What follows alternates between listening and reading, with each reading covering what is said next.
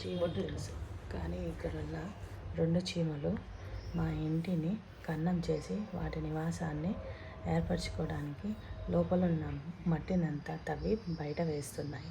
చూడండి ఎంత ఆశ్చర్యంగా ఉందో. తన నివాసాన్ని తనే ఏర్పరచుకుంటుంది.